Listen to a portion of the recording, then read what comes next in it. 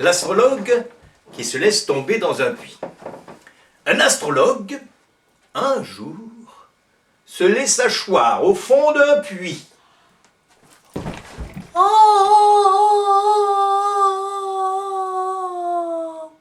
Plouf.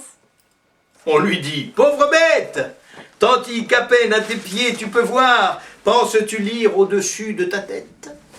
Cette aventure en soi, sans aller plus avant, peut servir de leçon à la plupart des hommes.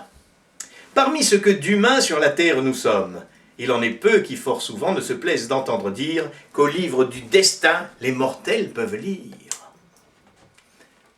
Mais ce livre, qu'Homère et les siens ont chanté, qu'est-ce que le hasard parmi l'Antiquité et parmi nous la Providence?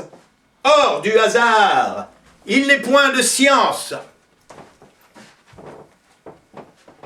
S'il en était, on aurait tort de l'appeler hasard, ni fortune, ni sort, toute chose très incertaine. Et quant aux volontés souveraines de celui qui fait tout et rien qu'avec dessein, qui laissait que lui seul, comment lire en son sein, aurait-il imprimé sur le front des étoiles ce que la nuit des temps enferme dans ses voiles?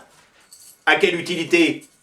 Pour exercer l'esprit de ceux qui de la sphère et du globe ont écrit? Pour nous faire éviter des maux inévitables, nous rendre dans les biens de plaisir incapables, et causant du dégoût pour ces biens prévenus, les convertir en maux devant qu'ils soient venus? C'est erreur, ou plutôt c'est crime de le croire. Le firmament se meut, les astres font leur cours, le soleil nous luit tous les jours. Tous les jours, sa clarté succède à l'ombre noire, sans que nous en puissions autre chose inférer que la nécessité de luire et d'éclairer, d'amener les saisons, de mûrir les semences, de verser dans les corps certaines influences.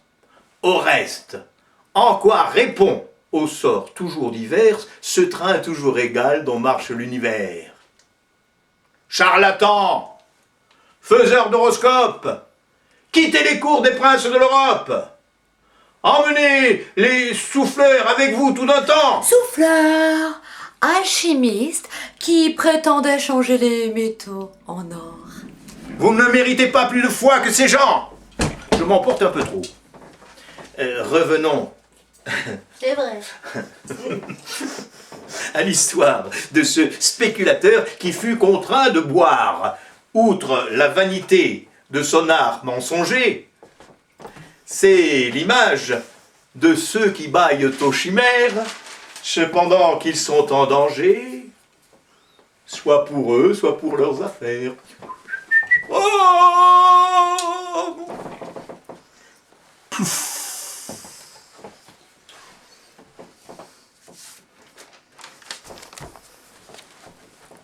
T'as lu ton horoscope aujourd'hui?